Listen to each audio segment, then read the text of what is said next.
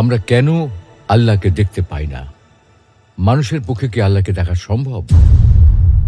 لا تدركه الأبصار وهو يدرك الأبصار وهو اللطيف الخبير। দৃষ্টি তাকে আয়ত্ত করতে পারে না, কিন্তু তিনি দৃষ্টিকে আয়ত্ত করতে পারেন। তিনি অত্যন্ত সূক্ষ্মদর্শী, সম্যক অবগত। আসসালামু আলাইকুম ওয়া রাহমাতুল্লাহ। প্রিয় দর্শক, আজকে আমরা আল্লাহকে কেন দেখা যায় না এবং মানুষের পক্ষে আল্লাহকে দেখা সম্ভব কি না এ বিষয়ে আল কোরআন, বিশুদ্ধ হাদিস এবং বিজ্ঞানের আলোকে বিস্তারিত আলোচনা করার চেষ্টা করব ইনশাআল্লাহ। প্রিয় দর্শক, আল্লাহ তাআলার দিদার প্রতিটি মুমিনের চির আকাঙ্ক্ষার বিষয়। সবাই আমরা সচক্ষে আল্লাহকে দেখতে চাই। নবী, রাসূল, আল্লাহ সকল প্রিয় বান্দা সকলেই নিজ চোখে আল্লাহকে দেখতে চায়। যে আল্লাহর জন্য এত সিজদা, এত আনুগত্য, এত ভালোবাসা, সেই আল্লাহকে না দেখতে চায় কে? তাই মুসা আলাইহিস সালাম নিজ চোখে আল্লাহকে একটি বার দেখার আকুতি জানিয়েছিলেন। কিন্তু মুসা আলাইহিস সালামের মতো জলিলুল কদর রাসূলের পক্ষে আল্লাহকে দেখা সম্ভব হয়নি। আমাদের প্রিয় নবী মুহাম্মদ সাল্লাল্লাহু আলাইহি ওয়াসাল্লামের অন্তরেও আল্লাহকে দেখার ভীষণ আকুতি ছিল, কিন্তু সাইয়্যিদুল আম্বিয়ার পক্ষেও আল্লাহকে দেখা সম্ভব হয়নি। বস্তুত দুনিয়াতে কারো পক্ষেই আল্লাহকে দেখা সম্ভব নয়। আল্লাহকে দেখা সম্ভব না হওয়ার কারণটা কি? প্রিয় দর্শক, এই পৃথিবী এবং মহাবিশ্বে বাস্তবে যা কিছু আছে, যে সকল পদার্থ এবং শক্তি আছে, যেগুলোর অস্তিত্ব বাস্তবে বিদ্যমান আছে, আমরা কিন্তু সেগুলোর সবকিছু চোখে দেখি না।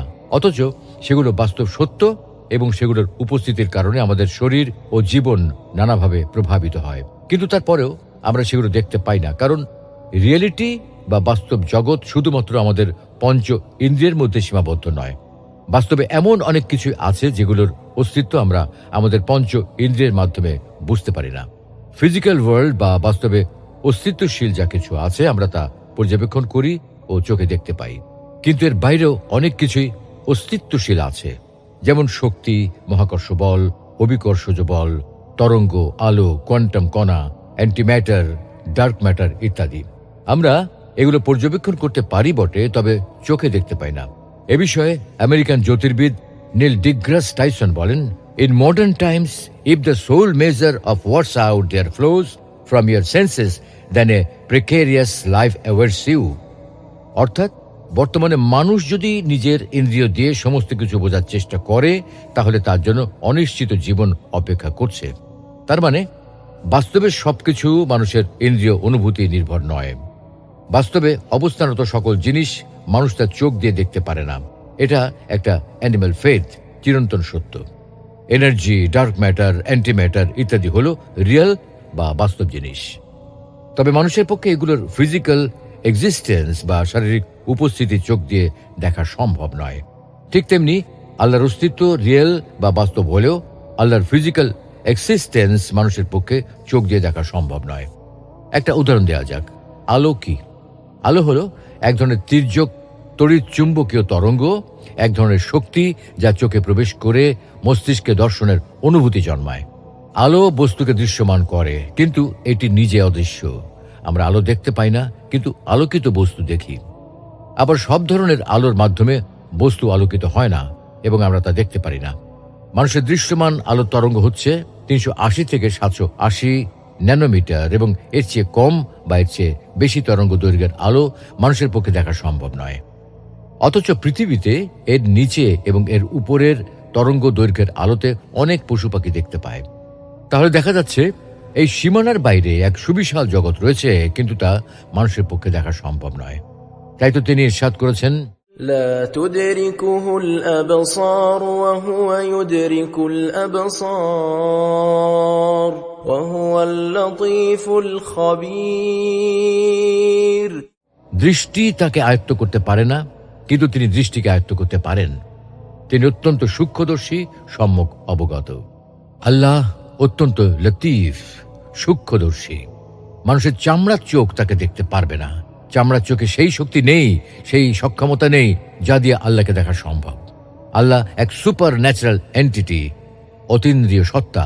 মানুষের ইন্দ্রিয় শক্তি, দৃষ্টি শক্তি দ্বারা তাকে দেখা সম্ভব নয়। কারণ এখন পর্যন্ত বিজ্ঞানের বর্ণনা অনুসারে মহাবিশ্বের 68% হল ডার্ক এনার্জি, 27% হল গুপ্ত পদার্থ দ্বারা গঠিত। অবশিষ্ট 5% দৃশ্যমান ও অন্যান্য পদার্থ দ্বারা গঠিত। সুতরাং আমরা এখনো পর্যন্ত কেবল মহাবিশ্বের 4 থেকে 5% বস্তু সম্পর্কে জানতে পেরেছি, কিন্তু মহাবিশ্বের 95% অংশকে পরীক্ষা করার মতো উপকরণ এখন আমাদের কাছে নেই। তাহলে আমাদের পক্ষে যেখানে মহাবিশ্বের 100%-এর মাত্র 5% পর্যবেক্ষণ করা সম্ভব, সেখানে এত সীমাবদ্ধ জ্ঞান, দৃষ্টিশক্তি, শ্রবণ শক্তি দিয়ে আল্লাহকে দেখতে পাওয়া পাগলামি বই আর কিছু নয়। আর এ কারণেই হয়তো মুসা আলাইহিস সালাম যখন আল্লাহকে দেখতে চেয়েছিলেন, তখন আল্লাহ তাআলা মানুষের এই অপারগতা, পৃথিবীর এই অক্ষমতার প্রতি ইঙ্গিত করে বলেছেন, ولما جاء موسى لميقاتنا وكلمه ربه قال رب أرني أنظر إليك قال لن تراني ولكن انظر إلى الجبل فإن استقر مكانه فسوف تراني। আর যখন মুসা আমার নির্ধারিত সময় এসে গেল এবং তার রব তার সাথে কথা বললেন, তখন তিনি বললেন, হে আমার রব, আপনি আমাকে দেখা দিন, আমি আপনাকে দেখব। তিনি বললেন, তুমি আমাকে দেখবে না, বরং তুমি পাহাড়ের দিকে তাকাও, তা যদি নিজ স্থানে স্থির থাকে তবে তুমি অচিরেই আমাকে দেখবে। فلما تجلى ربه للجبل جعله دكا وخر موسى صعقا فلما أفاق قال سبحانك تبت إليك وأنا أول المؤمنين। অতঃপর যখন তার রব পাহাড়ের উপর নূর প্রকাশ করলেন, তখন তাকে চূর্ণ করে দিল এবং মুসা বেহুশ হয়ে পড়ে গেলেন। অতঃপর যখন তার হুঁশ আসলো, তখন তিনি বললেন, আপনি পবিত্র, মহান, আমি আপনার নিকট তওবা করলাম এবং আমি মুমিনদের মধ্যে প্রথম হলাম। তাহলে দেখা যাচ্ছে পৃথিবীতে চোখ দিয়ে আল্লাহকে দেখার জন্য উপযুক্ত দৃষ্টিশক্তি প্রয়োজন, অথচ মানুষের দৃষ্টিশক্তি খুবই সীমাবদ্ধ। তাছাড়া মানুষের শুধু দৃষ্টিশক্তি সীমাবদ্ধ নয়, বরং শ্রবণ শক্তিও সীমাবদ্ধ। মানুষের শ্রবণ শক্তির সীমা হল 20,000 হার্জ। এর চেয়ে কম বা এর চেয়ে বেশি হার্জের কোনো শব্দই মানুষের পক্ষে শোনা সম্ভব না। কিন্তু অনেক প্রাণী এর চেয়ে কম বা বেশি হার্জের শব্দ শুনতে সক্ষম। অতএব প্রমাণিত হলো যে চোখ দিয়ে আল্লাহকে দেখা সম্ভব নয়। মানুষের পক্ষে কি কোনোভাবে আল্লাহকে দেখা সম্ভব? সুপ্রিয় দর্শক, এতক্ষণ আমরা আল্লাহকে না দেখতে পারার কারণ সম্পর্কে আলোচনা করেছি। এবার আমরা মানুষের পক্ষে জাগ্রত অবস্থা বা স্বপ্নে কোনো অবস্থায় আল্লাহকে দেখা সম্ভব কি না সে বিষয়ে আলোচনা করব। জাগ্রত অবস্থায় আল্লাহকে দেখা, অধিকাংশ আলেমের মতে দুনিয়াতে জাগ্রত অবস্থায় আল্লাহকে দেখা সম্ভব নয়। সাধারণ মানুষের পক্ষে তো নয়ই, বরং নবী রাসূলগণের পক্ষেও এটা সম্ভব নয়। এমনকি মিরাজের রাতে রাসূলুল্লাহ সাল্লাল্লাহু আলাইহি ওয়াসাল্লামও সরাসরি আল্লাহকে দেখেননি। জাগ্রত অবস্থায় আল্লাহকে দেখা সম্ভব না হওয়া প্রসঙ্গে আল্লাহ তাআলা পবিত্র কোরআনে বলেছেন, وما كان لبشر أن يكلمه الله إلا وحيا أو من وراء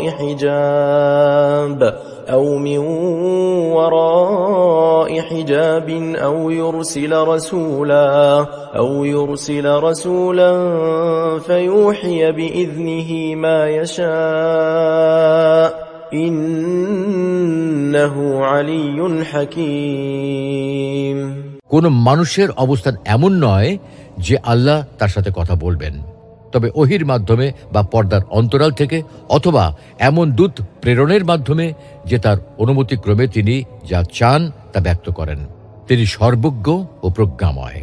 অন্য আয়াতে যারা আল্লাহকে দুনিয়াতে দেখতে চেয়েছে, আল্লাহ তাদেরকে ভর্ৎসনা দিয়ে বলেছেন, هل ينظرون إلا أن يأتيهم الله في ظلل من الغمام والملائكة وقضي الأمر وإلى الله ترجع الأمور।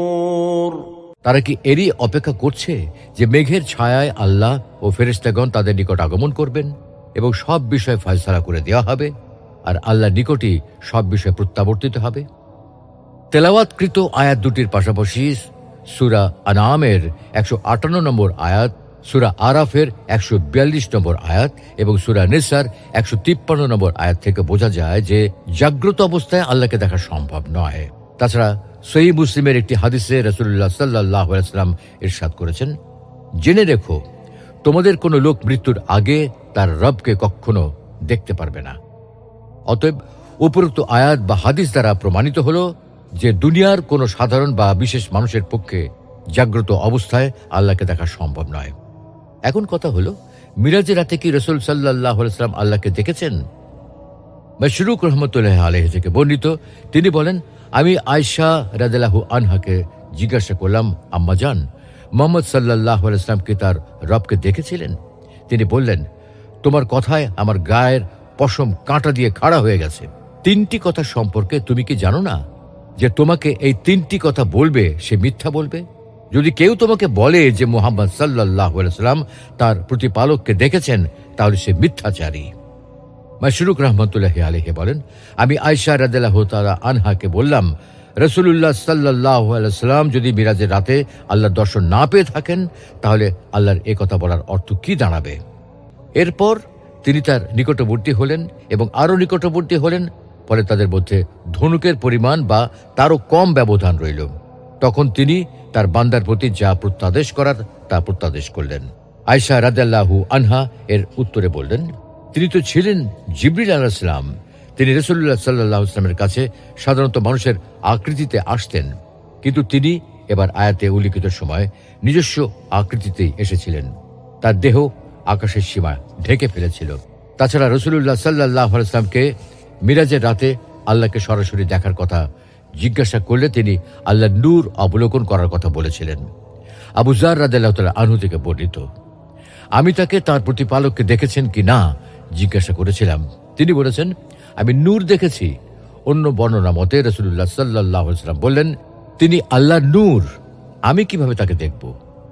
ইমাম বুখারী রহমতুল্লাহ আলাইহি ও সহিহ বুখারীতে এ ব্যাপারে স্পষ্টভাবে আয়েশা রাদিয়াল্লাহু আনহার হাদিস বর্ণনা করে প্রমাণ করেছেন যে দুনিয়াতে জাগ্রত অবস্থায় আল্লাহকে দেখা অসম্ভব। আয়েশা রাদিয়াল্লাহু আনহা থেকে বর্ণিত, তিনি বলেন, যদি কেউ বলে যে মুহাম্মদ সাল্লাল্লাহু আলাইহি ওয়াসাল্লাম তার প্রতিপালককে দেখেছেন, তাহলে সে মিথ্যাচারী। তবে হ্যাঁ, রাসূল সাল্লাল্লাহু আলাইহি ওয়াসাল্লাম জিবরিল আলাইহিস সালামকে তার নিজস্ব আকৃতিতে দুবার দেখেছেন। তাছাড়া আখিরাতে মুমিনের সবচেয়ে বড় পুরস্কার হবে আল্লাহর দর্শন, আর দুনিয়া হলো পরীক্ষার স্থান।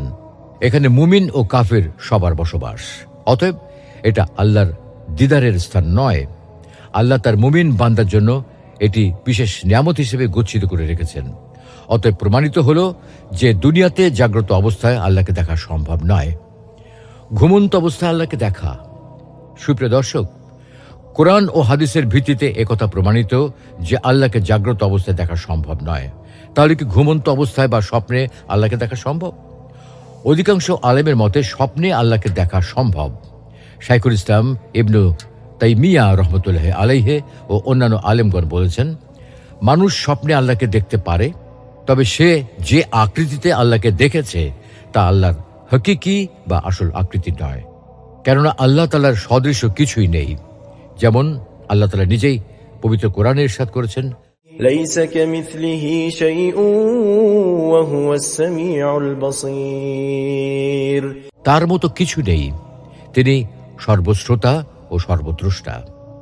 আল্লাহ তাআলার দিদার প্রতিটি মুমিনের চির আকাঙ্ক্ষা। তবে বান্দার অবস্থা ভেদে আল্লাহকে দেখারও পার্থক্য হয়ে থাকে। অধিকতর নেককার মানুষের দেখা সঠিক হওয়ার সম্ভাবনা বেশি, তবে সে যে আকৃতিতে বা গুণাবলীতেই দেখুক তা আল্লাহর আকৃতি নয়। কেননা আল্লাহর সদৃশ্য কিছুই নেই। সে হয়তো আওয়াজ শুনতে পারে, তাকে বলা হতে পারে যে তুমি এই কাজটি করো, তবে সৃষ্টি জগতের কারোর সাথে তার মিল নেই, তার কোনো সদৃশ্য বা উপমা নেই। তিনি এইসব থেকে মুক্ত মহাপবিত্র সত্তা। নবী সাল্লাল্লাহু আলাইহি ওয়াসাল্লাম স্বপ্নে আল্লাহকে দেখেছেন। মুয়াজ ইবনু জাবাল রাদিয়াল্লাহু আনহু থেকে একটি দীর্ঘ হাদিসে বর্ণিত, রাসূলুল্লাহ সাল্লাল্লাহু আলাইহি ওয়াসাল্লাম বলেন, আমি রাত্রে উঠে ওযু করলাম এবং সামর্থ্যমতো নামাজ পড়লাম। নামাজের মধ্যে আমি তন্দ্রাচ্ছন্ন হয়ে পড়লাম, অতঃপর আমি ঘুমিয়ে পড়লাম। এমন সময় আমি স্বপ্নে আমার বারাকাময় প্রভুকে খুব সুন্দর আকৃতিতে দেখতে পেলাম। অন্য একটি হাদিসে আব্দুল্লাহ ইবনে আব্বাস রাদিয়াল্লাহু তাআলা আনহু থেকে বর্ণিত, রাসূলুল্লাহ সাল্লাল্লাহু আলাইহি ওয়াসাল্লাম বলেছেন, একবার রাতে স্বপ্নে আমার রব আমার কাছে সুন্দরতম রূপে এসেছিলেন। উল্লিখিত হাদিস সমূহ থেকে একথা প্রতীয়মান হয় যে রাসূলুল্লাহ সাল্লাল্লাহু আলাইহি ওয়াসাল্লাম স্বপ্নে আল্লাহকে দেখেছেন। আর এ কারণে শাইখুল ইসলাম ইবনু তাইমিয়াহ রাহমাতুল্লাহ আলাইহি বলেছেন, সকল আলেম এ ব্যাপারে একমত যে দুনিয়াতে স্বচক্ষে কোনো মুমিনই আল্লাহকে দেখতে পাবে না। কিছু আলেম নবী সাল্লাল্লাহু আলাইহি ওয়াসাল্লামের ব্যাপারে মতানৈক্য করেছেন, তিনি কি আল্লাহকে দেখেছেন নাকি দেখেননি। তবে জমহুর আলেমদের মতে তিনি আল্লাহকে স্বচক্ষে দেখেননি। এ ব্যাপারে রাসূলুল্লাহ সাল্লাল্লাহু আলাইহি ওয়াসাল্লাম, সাহাবী ও তাবেঈ থেকে অনেক সহিহ হাদিস ও আসার বর্ণিত আছে। ইবনে আব্বাস রাদিয়াল্লাহু তাআলা আনহু ও ইমাম আহমেদ ইবনে হাম্বল রাহমাতুল্লাহি আলাইহি থেকে একথা সাব্যস্ত নেই যে মুহাম্মদ সাল্লাল্লাহু আলাইহি ওয়াসাল্লাম সরাসরি স্বচক্ষে আল্লাহকে দেখেছেন, বরং তাদের কাছ থেকে অন্তরে দেখার কথা উল্লেখ আছে। মিরাজের হাদিস সমূহে একথা সাব্যস্ত নেই যে রাসূলুল্লাহ সাল্লাল্লাহু আলাইহি ওয়াসাল্লাম সরাসরি স্বচক্ষে আল্লাহকে দেখেছেন। ইমাম তিরমিজি রাহমাতুল্লাহি আলাইহি বর্ণিত হাদিসে মদিনায় স্বপ্নে দেখার কথা বলা হয়েছে। তাছাড়াও ইবনে আব্বাস ও অন্যান্যদের বর্ণিত হাদিসে মক্কায় মিরাজের সময়কার কথা বলা হয়েছে। অতএব বলা যায় যে আল্লাহকে দুনিয়াতে স্বপ্নে দেখা সম্ভব, সরাসরি স্বচক্ষে বা জাগ্রত অবস্থায় দেখা সম্ভব নয়। তবে আখিরাতে আল্লাহকে দেখা যাবে, এটা শুধু মুমিনদের জন্য বিশেষ নিয়ামত। মুমিনরা জান্নাতে আল্লাহকে দেখতে পাবে। আল্লাহ দিদার একমাত্র মুমিন বান্দার জন্য নির্ধারিত। কাফেররা এই নিয়ামত থেকে বঞ্চিত হবে। আখিরাতে আল্লাহর সাক্ষাতের ব্যাপারে কোরআন ও হাদিসের অসংখ্য আয়াত ও বাণী রয়েছে। এটা আহলে সুন্নাত ওয়াল জামাতের সর্বজন স্বীকৃত মত। নবী সাল্লাল্লাহু আলাইহি ওয়াসাল্লাম বলেন, জান্নাতীগণ যখন জান্নাতে প্রবেশ করবে তখন আল্লাহ তাআলা তাদেরকে বলবেন, তোমরা কি চাও আমি আরো অনুগ্রহ বাড়িয়ে দেই? তারা বলবে, আপনি কি আমাদের চেহারাগুলো আলোকোজ্জ্বল করে দেননি, আমাদের জান্নাতে দাখিল করেননি এবং জাহান্নাম থেকে নাজাত দেননি? রাসূলুল্লাহ সাল্লাল্লাহু আলাইহি ওয়াসাল্লাম বলেন, এরপর আল্লাহ তাআলা আবরণ তুলে নেবেন। জান্নাতীদের আল্লাহর দর্শন লাভের চেয়ে অধিক পছন্দনীয় জিনিস আর কিছুই দেওয়া হয়নি। অন্য একটি হাদিসে আবু হুরায়রা রাদিয়াল্লাহু তাআলা আনহু থেকে বর্ণিত, একবার কয়েকজন লোক বলল, হে আল্লাহর রাসূল, কিয়ামতের দিন আমরা কি আমাদের প্রতিপালককে দেখতে পাবো? উত্তরে তিনি বললেন, সূর্যের নিচে যখন কোনো মেঘ থাকে না তখন তা দেখতে কি তোমাদের কোনো অসুবিধা হয়? তারা বলল, না হে আল্লাহর রাসূল। তিনি বললেন, পূর্ণিমার চাঁদ যদি মেঘের আড়ালে না থাকে তবে তা দেখতে কি তোমাদের কোনো অসুবিধা হয়? তারা বলল, না হে আল্লাহর রাসূল। তিনি বললেন, তোমরা অবশ্যই কিয়ামতের দিন আল্লাহকে ওই রূপ দেখতে পাবে। অতএব উপরোক্ত আয়াত ও হাদিস থেকে বোঝা যায় আখিরাতে মুমিনরা সরাসরি আল্লাহকে দেখতে পাবে। পক্ষান্তরে কাফেররা এই নিয়ামত থেকে বঞ্চিত হবে। কাফেররা আখিরাতেও আল্লাহকে দেখতে পাবে না। كلا إنهم عن ربهم يومئذ لمحجوبون। কখনো নয়, নিশ্চয়ই সেদিন তারা তাদের রব থেকে পর্দার আড়ালে থাকবে। অর্থাৎ কাফেররা দুনিয়ায় যেমন আল্লাহকে দেখতে পাবে না, তেমনি আখিরাতেও তারা আল্লাহকে দেখতে পাবে না। সুপ্রিয় দর্শক, আমরা আমাদের আলোচনার শেষ পর্যায়ে চলে এসেছি। তবে শেষ করার আগে আবারও বলতে চাই, আল্লাহ রাব্বুল আলামিন আমাদের সকলকে আখিরাতে তার দিদার লাভের নিয়ামত দ্বারা ধন্য হওয়ার তৌফিক দান করুন। আমিন।